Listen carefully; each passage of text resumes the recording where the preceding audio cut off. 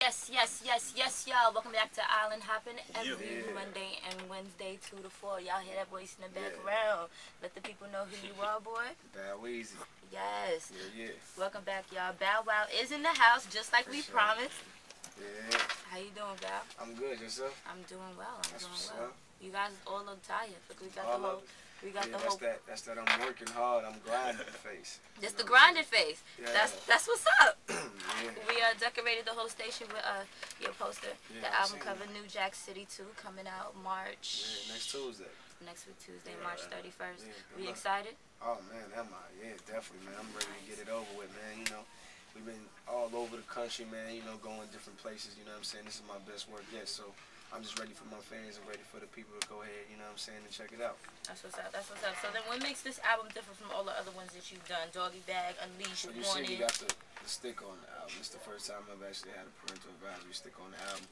Besides that, you know, I had a chance to work with a lot of homeboys of mine who I really didn't get a chance to work with, you know what I'm saying, as far as, you know, featured on my records. We worked with each other. I think the only person really on here who actually you guys have heard on the record with me is T-Pain, but I had a chance to work with T.I. I worked with Wayne during the process.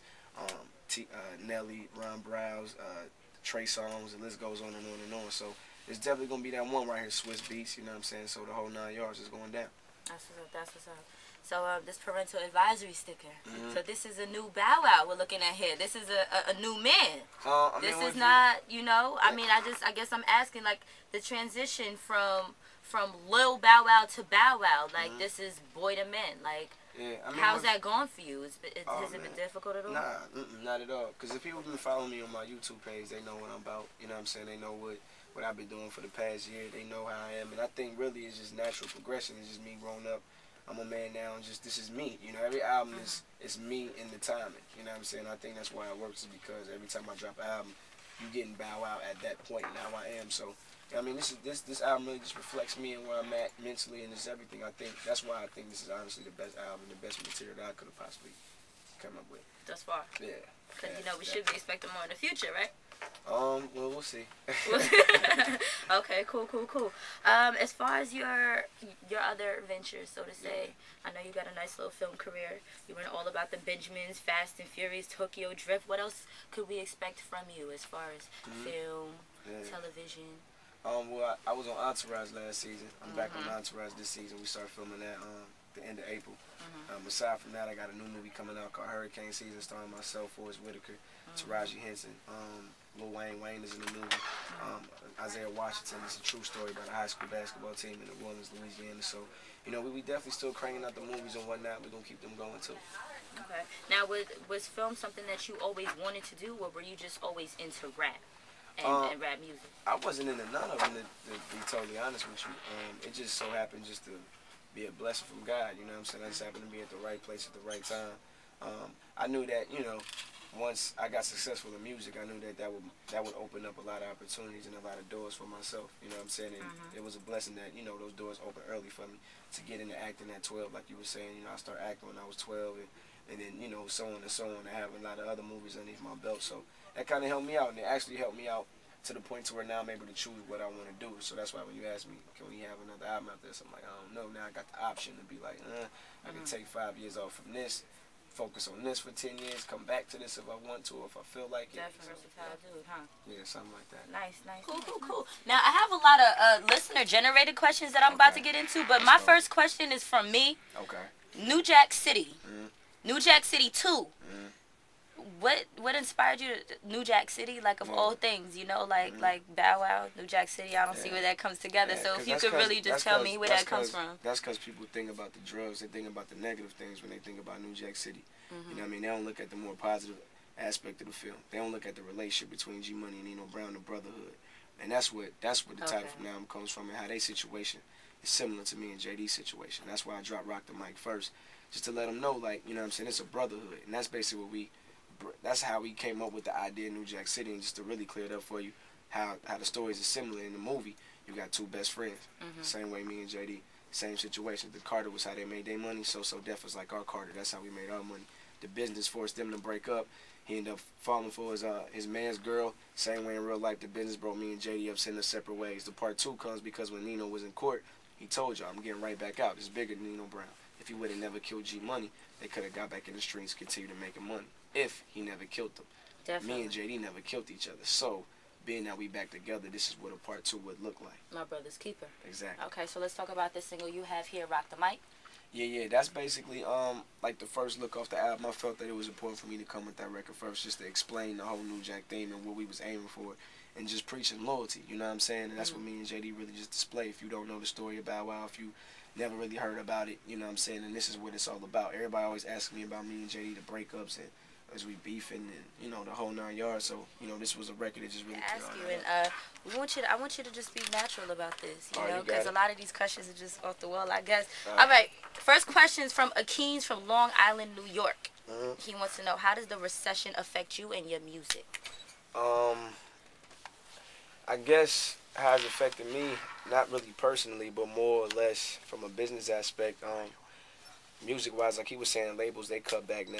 You know what I'm saying? You can tell. That's why I see a lot of more artists like myself trying to dominate the YouTube as much as possible, using that to our advantage to promote our work. You know what I'm saying? There's only so much that the labels can do now, being that, you know what I'm saying, there's a recession going on, cutbacks, budgets, videos, etc., etc. So, you know, now it's up to the artists to basically do their own promo and get themselves out there. You know what I'm saying? Do our own publicity. So, you know, that's something that I learned early on before, you know, this whole thing really jumped off. But other than that, it's probably like the only way it's really affected me is more or less on the business side of things. You know what I mean? Yo, from New York City wants to know, how do you feel about the Chris Brown Rihanna drama? I don't really talk about it much. You know what I'm saying? Chris, that's my best friend. You know what I mean? That's dude like my brother, seriously. So it's kind of like when I get asked that question, it's kind of hard for me to really talk about it because as a best friend, one thing I thrive off of is loyalty. You know what I'm saying? So no matter how much a best friend is down and out or going through something, it's your job as that homeboy to be that crutch for him. You know what I'm saying? And just pray for him. That's really all I can really say about that situation.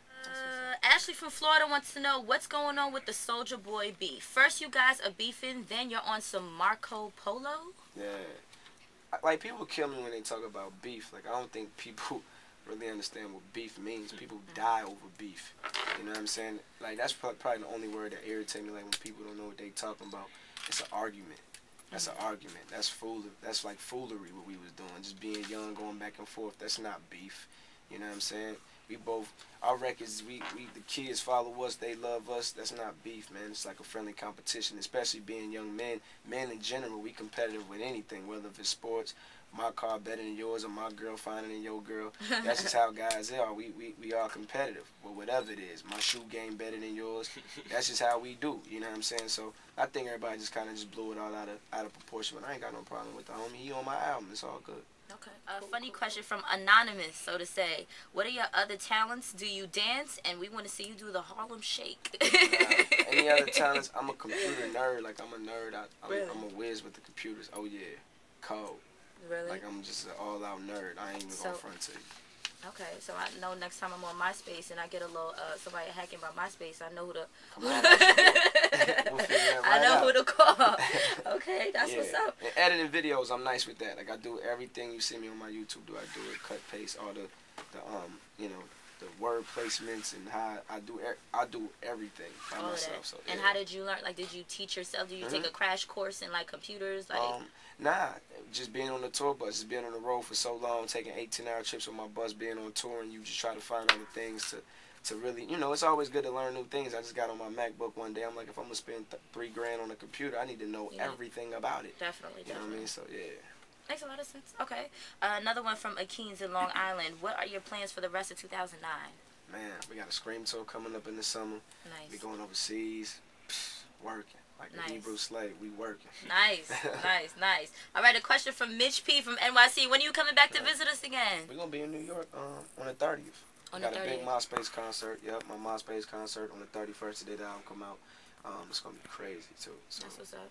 Yeah, I'll be in New York in a couple days. That's what's up. That's cool. When you coming back to Howard, though, visit Whbc. Oh, that's a done deal. I love Howard.